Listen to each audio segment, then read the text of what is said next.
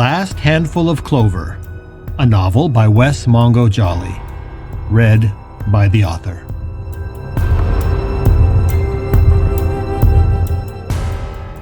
Book 2, Gifts Both Light and Dark.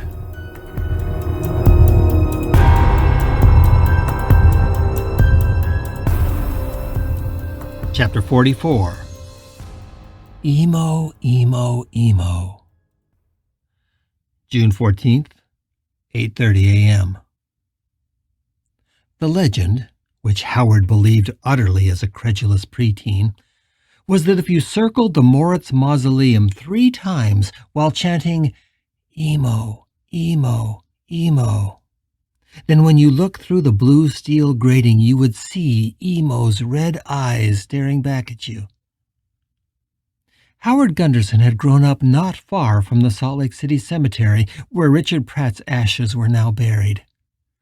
His family had not lived in the avenues, they had been far too poor for that, but in an apartment on 5th East, close to Liberty Park. His 2 favorite summer playgrounds had been the park, and when he and his friends wanted to do something at least a little forbidden, the cemetery up in the avenues. Howard's feet had now brought him back here, as if they had a mind of their own. And as soon as he stepped foot into the cemetery, he remembered the mausoleum and the strange curse and legend that had so thrilled them all as children. "Emo, Emo, Emo," he muttered to himself as he cut into the cemetery at the corner of 4th Avenue and N Streets. The reason he could believe the legend so utterly back then was that he and his friends had never built up the courage to actually test it. They had gotten as far as circling and chanting, but then none of them ever had the guts to boost themselves up to the window and actually look in. One of them would usually scream or jump scare the group, and they'd all run off into the cemetery, giggling in terror they only pretended wasn't real. Now, as an adult, the only thing Howard remembered about the Moritz mausoleum was that it would make a perfect hiding place. If he could only get inside. It was off the beaten path in the Jewish section of the cemetery, and it had a thick steel door, which even when he was a kid was corroded and looked as if it needed to be replaced. If it was the same old door, he just might use the leverage of the tire iron to pry it open. If it wasn't for the gray rain and the fog, they would have caught me already, he thought. Twice on the way to the cemetery, he had had close calls with squad cars cruising through the neighborhood. I'm either really lucky or somebody's looking out for me. Now, deep in the deserted heart of the cemetery, Howard made his way toward the Moritz mausoleum.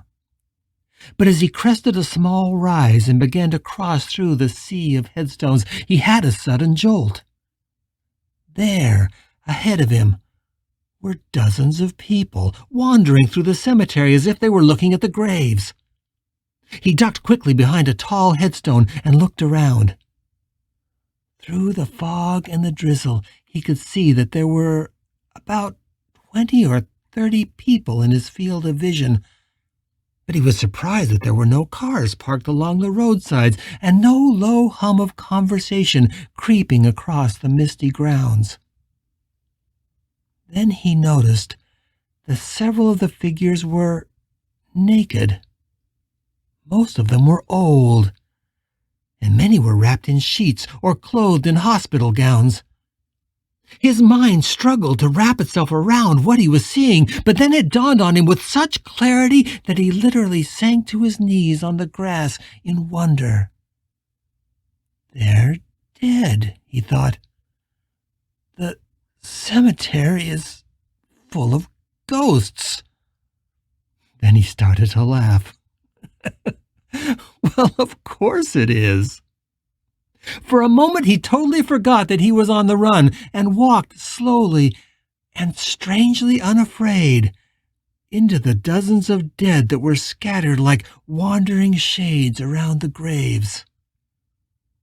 Their faces were universally blank, and often they just stood in silence, staring at a headstone or at the sky.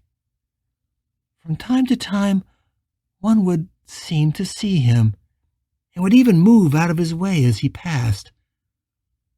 Without thinking, he reached up to one and placed a hand on the thing's shoulder. She was, or at least had been, a middle-aged woman with a kind face. There were bandages wrapped around what appeared to be a wound on her chest, visible through her open hospital gown. One perfect breast hung free in the gap left by the pink gown. She seemed lovely to Howard, with a kind face that was too young to be motherly, but a body that still spoke of age and experience. He placed a hand on the woman's shoulder and was surprised that he couldn't feel it. To him, it was like his hand was hovering in midair. But when he pushed, the ghost moved, as if his hand was an unstoppable force. The woman stumbled, looked at him with sad eyes, and then walked away. Through the fog, Howard was startled by the sound of a siren. He could vaguely see the outlines of a cop car on 4th Avenue, perhaps 50 yards away through the fog. But it was racing along with a clear goal, and that goal was not inside the cemetery. With the sirens blaring and the lights illuminating the fog in a kaleidoscope of colors, it blazed away to the west and was gone. In the distance, Howard could hear other sirens now. He held his breath and stood among the dead, waiting to see if he had been discovered and if the cop cars would roar into the cemetery and surround him. But none came. It almost feels like I'm safe here, he thought, standing among the dead. I almost feel like I'm one of them. Like I've blended into the crowd, and nobody can find me. He had to shake himself out of that notion and remind himself that he alone could see these multitudes. To the rest of the living, Howard Gunderson would appear to be standing alone in the middle of a sea of headstones. Slowly, the sirens faded, and Howard had a sudden thought. I wonder if it's Maddie they're after. The strange little girl ghost Justin had called Princess and who had possessed the guard at the Matheson courthouse had got off on her own. Howard had the clear impression she was intoxicated by being in Officer Delgado's body, and she really didn't care what Justin did or didn't do with his newfound plaything. She had mischief of her own to pursue. Howard felt like his luck was holding. If Maddie had drawn the cops away from the search for him, perhaps he could make it to the Moritz Mausoleum without being seen. Hurrying away from the crowd of ghosts, Justin headed toward the old stone crypt, which was at the edge of the cemetery near Q Street.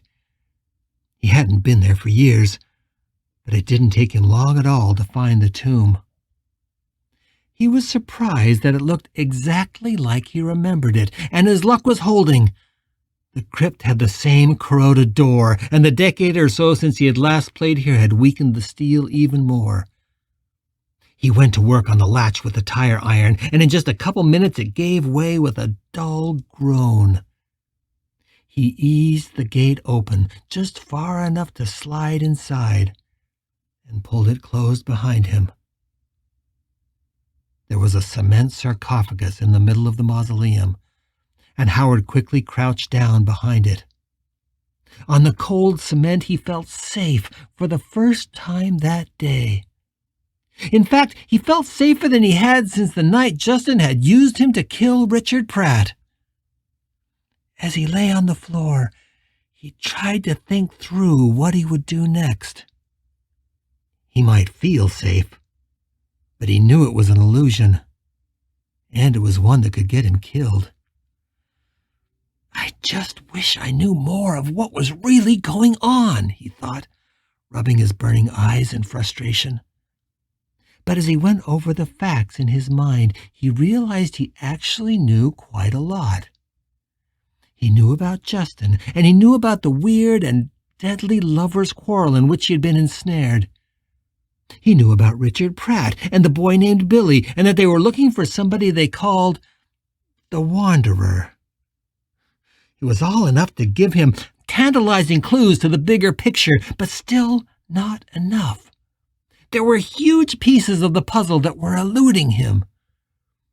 For instance, should he expect Justin to find him again, or had he scared him away permanently? Squeezing the tire iron, the prospect of the boy ghost returning actually wasn't something Howard dreaded as he had before. He now felt confident that he could prevent himself from being possessed, and if Justin came back, the idea of putting the tire iron through his head again actually brought a smile to his face. But what if I'm wrong? What if Justin comes back and I can't keep him out? The idea was so terrifying that he briefly considered cutting his own wrists rather than giving the bastard another crack at him. His hatred for the boy who had used his body and locked him away felt like a hot coal that was lodged in his chest. And yet, he thought, I also feel strangely close to him. I feel like I know Justin more intimately than I've ever known anyone. Even though he's no longer controlling me, it's like his psyche has left a permanent imprint on mine. It was like the picture he once saw of the outline of the men and women left on the walls after the Hiroshima blast. The people who left those shadows were long dead, and yet traces of them remained, like indelible photographs. In the same way, it was like the shadow of Justin was left on the wall of his soul. I wish there was a way to wash that wall clean, he thought.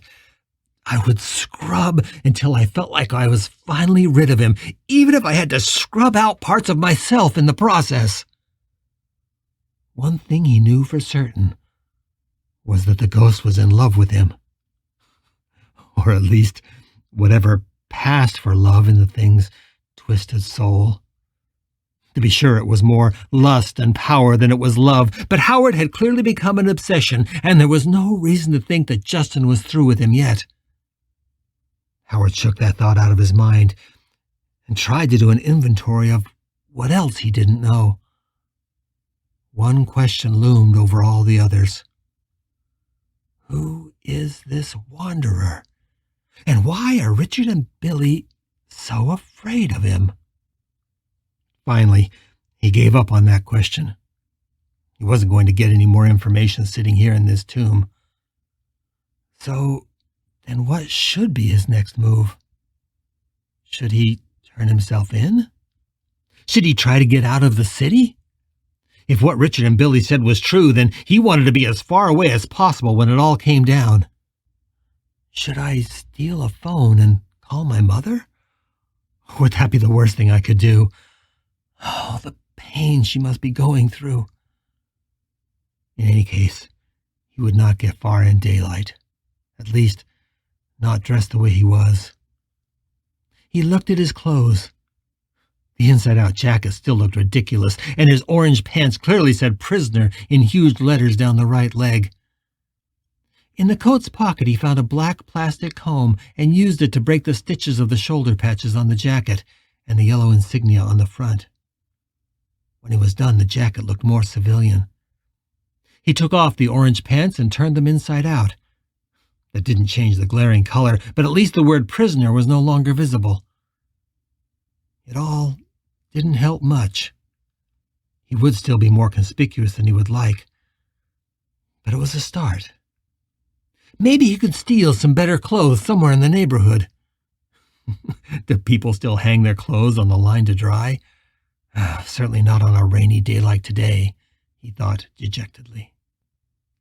Every logical impulse he could muster told him that he needed to stay here until dark, and he was just getting ready to make himself comfortable when a memory of a face popped into his mind. It was the last person he expected to be thinking about, but once he started, he couldn't stop.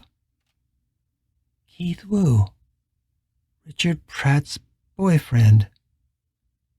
Howard wouldn't have known the guy from Adam except for the pictures he'd seen during his interrogation, And now he could add to those images a hazy memory of the day of the hearing when Justin had made him lunge at the chubby man in the back of the courtroom. One of the clear impressions that Justin had left on his soul was his hatred. And not just for Richard Pratt. He seemed obsessed with killing anyone who meant anything to Pratt, and he knew for certain that they had ended up at the Pratt house last night because Justin had every intention of murdering Keith Woo. Even if Justin doesn't come after me again, how safe is Keith Woo? The answer, he knew, was that Keith was in even more danger than he was. Justin wasn't trying to kill him, or at least he hadn't been so far, but he was definitely trying to kill Richard's lover. And if Howard stymied Justin from possessing him, what would stop him from finding someone else? Don't you owe him something? Howard asked himself. You killed the man's boyfriend, after all. You know where he lives. At the very least, you need to warn him. He may have no idea that he's in danger. For almost an hour, Howard struggled with that inner voice. He wanted to justify staying in the crypt. He wanted to save himself first. But that little voice kept coming back to him, and soon it overpowered everything else. You killed the man's boyfriend. Don't you owe him at least a warning? Before he even fully realized what he was doing, he was putting on the jacket and looking out the metal grating at the falling rain. Luckily, it was still gray and foggy. If he had a chance in daylight, it would be now, before the rain stopped and the air cleared. He didn't know what he would say to the man, and he wasn't sure Keith wouldn't attack him on sight or call the cops. But he had to try. I owe Richard Pratt at least that much. The rain was falling harder, and the cemetery was silent. The cops were nowhere to be seen. Q Street, which you could see through the narrow metal grating, seemed quiet and empty. It was now or never. He picked up the crowbar, then thought better of carrying it through the neighborhood and laid it behind the sarcophagus. Then, not even completely sure why he was doing it, he left the crypt and started back toward Keith's house.